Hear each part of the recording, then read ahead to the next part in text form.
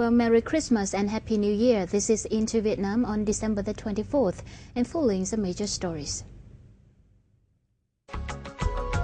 Vietnam plans faster lending in 2015 to spur economic growth.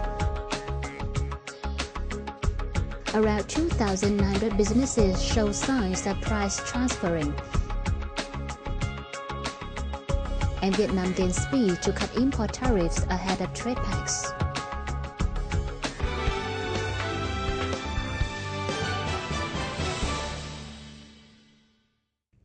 Now, first and foremost in the bulletin is some financial news we've updated on the local market. Central bankers said Vietnam expects lending to pick up next year, rising by up to 15% to accommodate a quicker economic expansion after inflation in 2014 was pegged at its lowest level in 13 years. Lending is crucial to the State Bank of Vietnam's moves to balance boosting credit amid weak consumption and spurring economic growth while curbing non-performing loans cycling the economy. Bad debt would account for 3.7 to 4.2% of total loans this year, down from 17% in September of 2012. Vietnam wants to cut the ratio to 3% by the end of next year. Vietcombank expects lending to pick up this year to an annual growth of 15%, about the expansion of the entire sector. The country's biggest listed lender by market value, 15% owned by Japan's Mizuho Corporate Bank, reported lending jumped by 14.5% last year. The central bank decided to slash lending rate on soft loans for agricultural development. In details, lending rate cap on short-term loans will be cut from 7% to 6.5%, the rate on middle-term loans from 10 to 9.5%, and for long-term ones from 10.5 to 10% per year. The decision will come into force in January the 1st of 2015. The Ministry of Finance said in the first 11 months through November, tax agencies inspected on price transferring approximately 2,900 loss-reported firms, which show signs of price transferring and have joint venture operations. This had to reduce loss by 5.8 trillion dong and collect tax areas of 1.7 trillion dong. 30 of the companies are foreign investor ones, which were forced to pay 1.6 trillion dong of taxes. The ministry is expected to inspect 15 to 20% of companies which report losses and have signs of price transfer in 2015.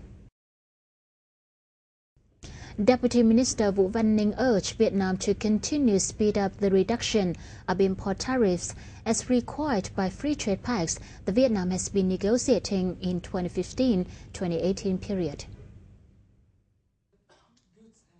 The Finance Ministry said Vietnam signed 8 bilateral and multilateral free trade agreements which pose the mission related to import taxes. Most FTA that Vietnam signed requires the liberation of 90% types of tariffs, while the RCEP requires the near-complete removal of import tariffs. The ultimate liberation of FTA is expected to reach 90 to 97% of import tariffs by 2020.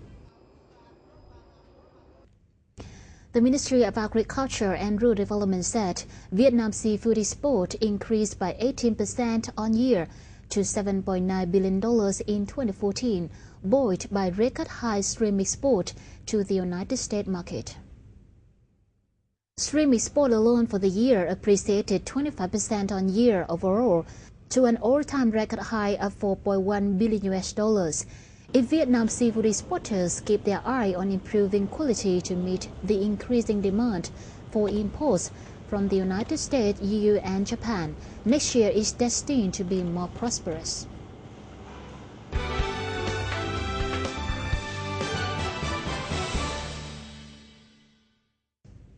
The Finance Ministry said despite global and local tough economic conditions, premium insurance posted a revenue of 52.68 trillion dong, rising 14.2% on year. By the end of this year, insurance companies have invested more than 131.37 trillion dong in the economy, rising 15.6% from the corresponding period in 2013. The Finance Ministry said the participation of a bank of new enterprises has pushed up the competition in the local insurance market. Now, bond issuance has become the recent trend of securities companies, as their bonds are characteristic from other businesses. So why are they promoting bonds issuance to raise capital instead of bank loans? What are the infractions as well as the risk of securities companies' bonds? Watch the following report for more details. Tân Securities Company has released nearly $184 billion of bonds for 56 investors. Vietcombank VCB SSC has established $200 billion of bonds. Chi Viet Management Investment Trust Stock Company is issuing $30 billion of bonds as well. Bond issuance is being many securities companies' choice at the moment in order to raise capital, instead of bank loans with many complicated procedures. Vay trước nay chúng ta coi là phải đóng trả nợ, thế nhưng mà trật tự doanh nghiệp này nó sẽ phần nào giải quyết một cái mức độ cao cấp hơn. Trái phiếu doanh nghiệp hiện nay nó mới chỉ chiếm vào khoảng là 5-6% GDP. Trong khi đó thì cái quy mô của thị trường cổ phiếu nó rơi vào khoảng 40 tới 50% của vốn hóa, tức là vốn hóa vào khoảng 40 đến 50% GDP. Trong khi đó thì tại các cái thị trường phát triển, cái quy mô của thị trường trái phiếu nó thường là gấp 2, thậm chí gấp 3 lần so với thị trường cổ phiếu. Điều đó chứng tỏ một điều là cái tiềm năng của thị trường trái phiếu doanh nghiệp của Việt Nam hiện nay là rất lớn. Moreover, following the trend is said to be staying a step ahead of the market. From February 2014, banks will be allowed to lend to security businesses exceeding 5% of the charter's capital. They are also limited for lending for their own securities companies. It means that the capital flowing from banks to securities companies will be interfered by many barriers. Thì điều này nó hạn chế cái nguồn vốn vay từ các cái tổ chức tín dụng, các ngân hàng đối với công ty chứng khoán. Cho nên là các công ty chứng khoán buộc phải tìm các cái nguồn tài trợ mới, và rõ ràng là cái kênh phát hành trái phiếu là một trong số những cái lựa chọn. The popular interest rate of 3 above securities companies' bonds is above 10.5%, being considered more attractive as it is higher than banks' deposit rate. On the other hand, securities investors also wonder about the risk of securities businesses bonds. Có thể nó bị phá sản, thì dẫn đến rủi ro cho nhà đầu tư là các doanh nghiệp đó không có tiền để trả cho các nhà đầu tư. Securities businesses bond is a financial product being designed to meet the need of a specific customer group. It is different from other businesses bonds because securities businesses are aiming to make their bond pledgeable. Trái phiếu của TVC hoặc là trái phiếu của BCS có thể được cầm cố ở bất kỳ định chế tài chính nào, ở bất kỳ ngân hàng nào, thì cái đấy mới là cái mà chúng tôi hướng tới. Despite being very potential and attractive, corporate bonds of the Vietnamese market are not assessed objectively by a business functioning prestigiously in credit rating. Hence, investors can only judge the Vietnamese corporate bond's safety based on the transparency and reputation of the businesses, which are not so good.